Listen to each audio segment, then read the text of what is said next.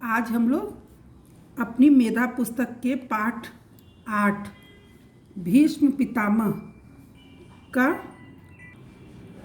पठन पाठन करेंगे, यानी कि पढ़ेंगे। और इनमें कठिन शब्द जो भी आएंगे उनको हम रेखांकित करते जाएंगे। रेखांकित करने के बाद हिंदी साहित्य की कॉपी में उनको शब्द अभ्यास के तौर पर लिखेंगे। भीष्म पितामह जो है ये महाभारत के यानी कि गीता के एक बहुत ही प्रसिद्ध पात्र हैं। भीष्म राजा शांतनु और गंगा के पुत्र थे। कौरवों और पांडवों के पितामह होने के कारण उन्हें भीष्म पितामह कहा जाता है। बचपन में भीष्म का नाम देवव्रत था, मतलब कि जब वो छोटे थे तो उनका नाम देवव्रत था। देवव्रत को हम रेखांकित करेंगे। उन्होंने गुरु वशिष्ठ से वेद और शास्त्रों का ज्ञान प्राप्त किया। परशुराम से युद्ध एवं शस्त्र विद्या की शिक्षा ग्रहण की। इस प्रकार वे शास्त्र और शस्त्र दोनों ही विद्याओं में पारंगत हो गए। एक बार की बात है, महाराज शांतनु शिकार करते करते यमुना नदी के तट पर पहुंच गए। वहां उन्होंने एक परम सुंदरी कन्या को देखा। परम मतलब अत्यंत, बहुत ही ज़्यादा खूबसूरत एक कन्या को देखा।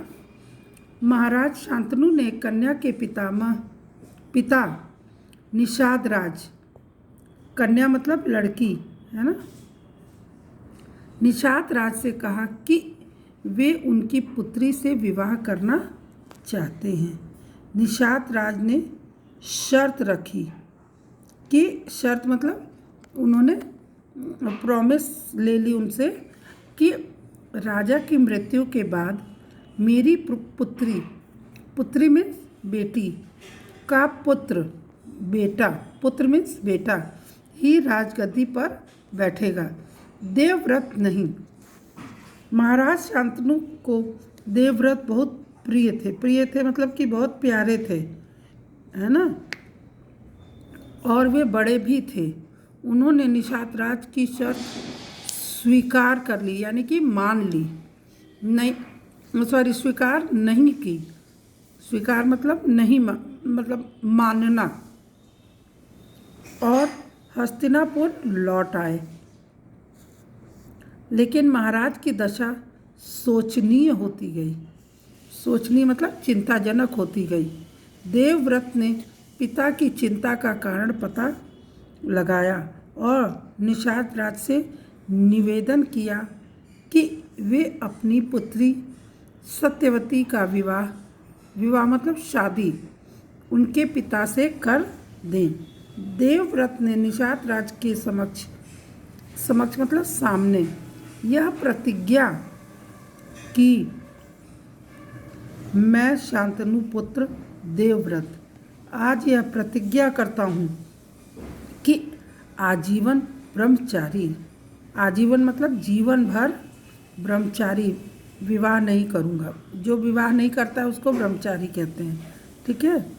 रहते हुए हस्तिनापुर राज्य की रक्षा करूँगा।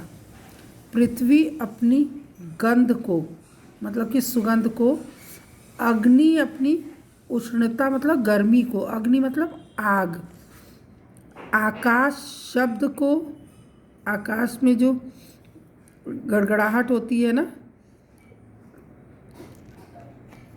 बादल गरजते हैं उनको शब्द कहते हैं।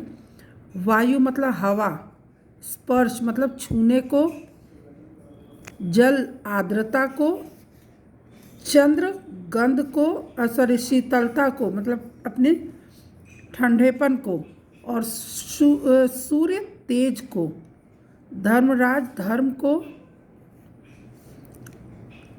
भले छोड़ दें, किंतु मैं तीनों लोकों के राज्य या उससे भी महान सुख के लिए भी अपना व्रत नहीं छोड़ूंगा। इस भीषण प्रतिज्ञा के कारण ही देवव्रत का नाम भीष्म पड़ा। शांतनु का विवाह सत्यवती के साथ हुआ। सत्यवती के 2 पुत्र हुए।